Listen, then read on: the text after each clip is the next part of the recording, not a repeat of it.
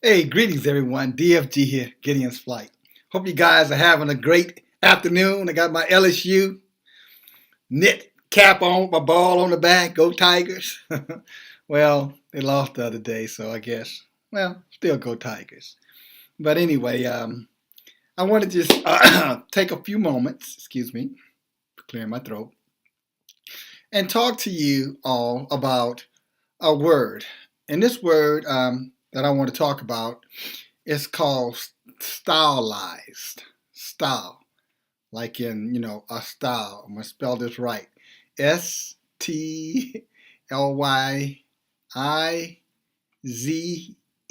Stylized. I want to talk about stylized words and, more importantly, stylized behavior. Now, what is stylized? Stylized is another word for political correctness.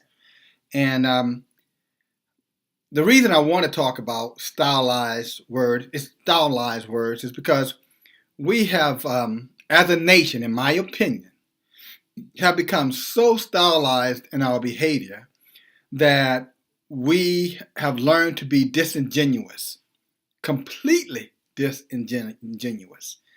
In essence, we have become so stylized that rather than tell you the truth and say something so that you can really get to know who I am, or vice versa, I can get to know who you are, I would much prefer the convenient route of just saying things that I anticipate, I assume that's not going to offend you or offend others.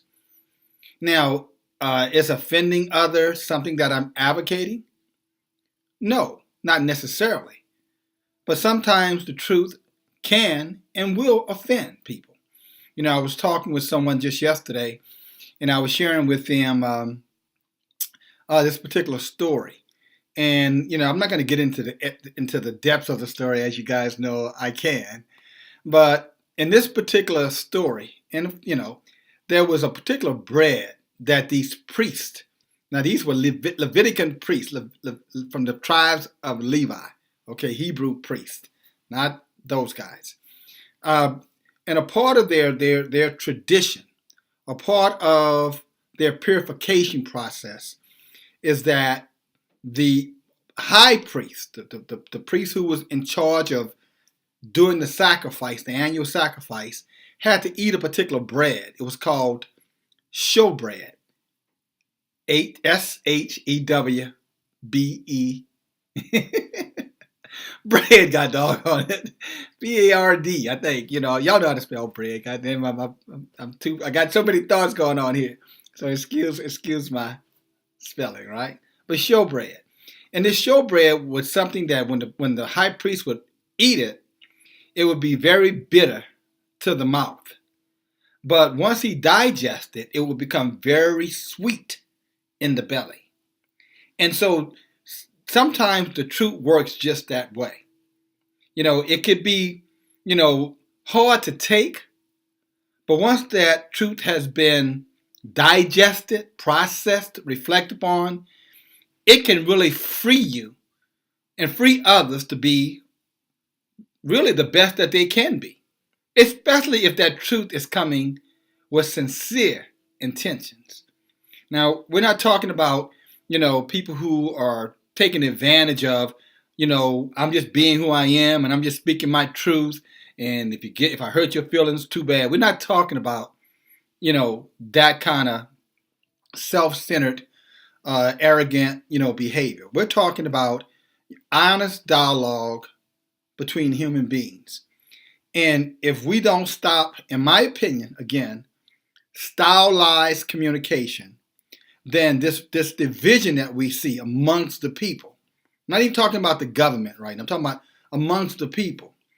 Not only is it's gonna broaden, but I think we're gonna be at risk of creating a society that none of us, at least our children's children, our children too, are not gonna be able to coexist in.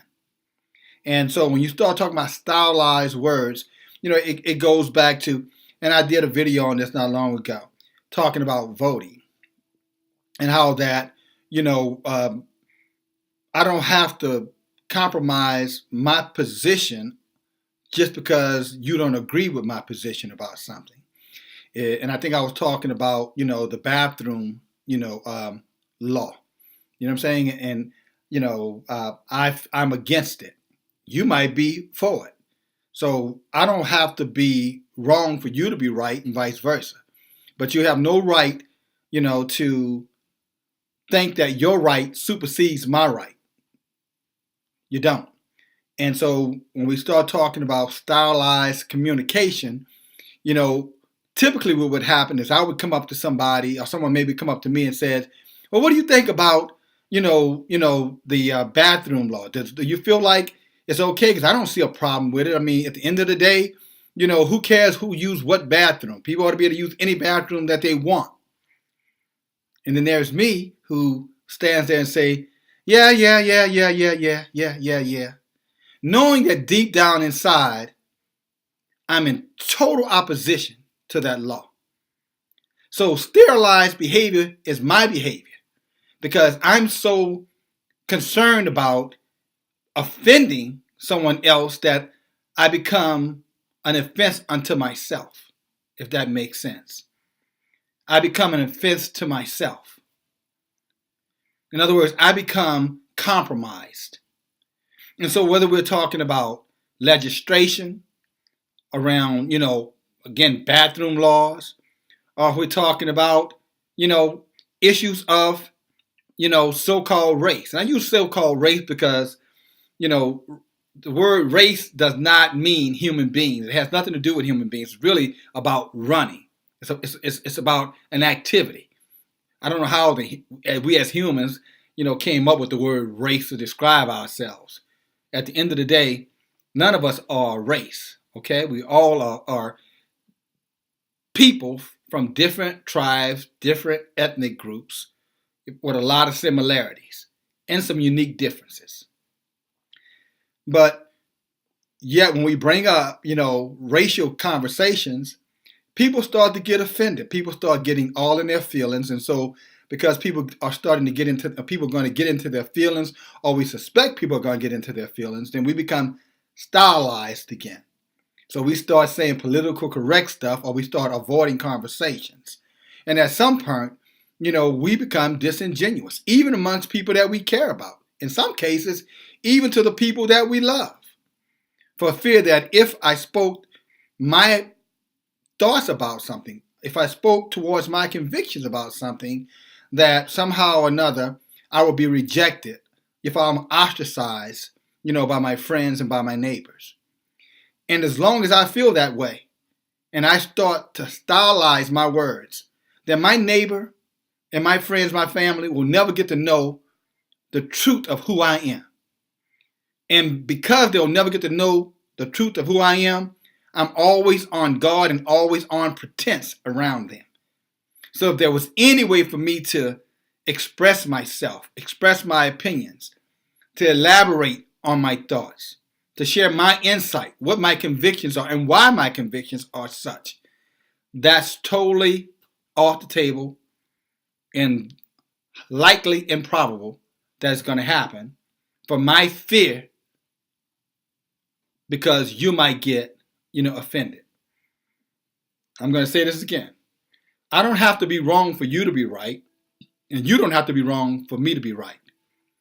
But the most important thing, we both have to respect each other's right to have the right to have an opinion, a right to have convictions, even if those convictions differ. So as I kind of bring this thing in, stylized communication, you might ask, well, what's the purpose of this conversation? The purpose of this conversation is that if you stay disingenuous long enough, if you compromise yourself long enough, eventually that mindset is going to take control of you. And every time you enter a confrontation, every time you're in a place of uncomfortableness, you're going to resort back to that. And ultimately, you're going to become a disingenuous person, some person known as a bullshitter, somebody who's known as a liar. That's what's at risk if you continue to do that, if we continue to do that. Nothing gets solved. We just become a bunch of reprobates. You follow me? Believing our own lies. You know what I'm saying? Coming up with our own truths, and most of the time without any facts and limited information, because we're more concerned around stylized behavior than we are committed to open communication and resolution. Or if nothing else, a heightened awareness, a heightened understanding about the things that matter to us. In many cases, even if they're different. So I bring up this message, I bring up this conversation because I'm concerned about, us as human beings. I'm concerned about my tribe, my separate ethnic group, people of color, Aboriginal people, the original people of Turtle Island. I'm concerned about the hardening of our hearts. I'm concerned about the anger that's inside of us. Because to the broader Caucasian, white society, whether you realize it or not, we see everything that you do, as you with us. But I think sometimes you forget that we're looking at you as closely as you're looking at us. And so, yes, you could tell us about, the crime in Chicago. And then we could tell you about the mass shootings, in California or Las Vegas.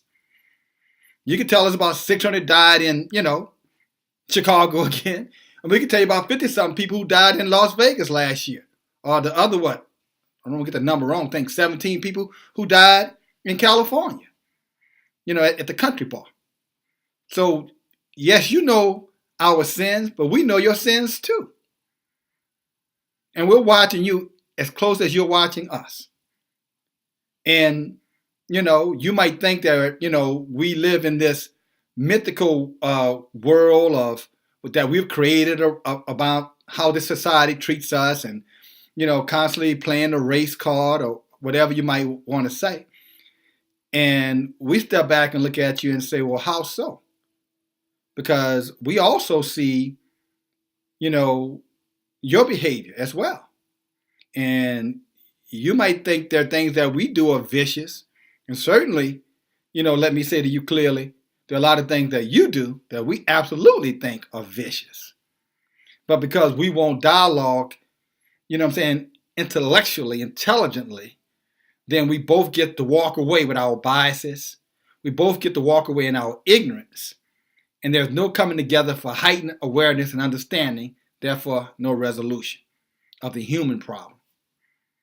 That's why I bring up this stylized, method of communication. We got to stop it. We got to end it. And the only way you can end it is you have to be willing to be honest about how you feel, honest about your conviction, regardless, like the showbread, regardless if they like it or not. Because if their heart is right, when it gets in their belly, they'll understand. Even if they don't agree, they at least respect your right to have the right. And maybe it'll make them a better person. And to surely free you from any anger or bitterness that could be building up inside of you for lack of understanding of others and maybe even a lack of empathy of others. So I can go on and on with this, but I won't. I'll stop right here. But again, if we're going to make progress, if we're going to stand any chance, if our children have any chance for a future, then we better start communicating and communicating honestly. As my mom used to say, put your big boy pants on, take it, share what you feel, how you feel, and then start working toward resolution. Okay? That's, my word for you today. I love you guys. I really do appreciate you tolerating me. I know you do because you love me or, you like me or something. I don't know. But thank you. Share the video. Let the message get into your heart. And I'll talk to you soon. DFG, Gideon's Flight. Have a good evening, everyone. Bye now.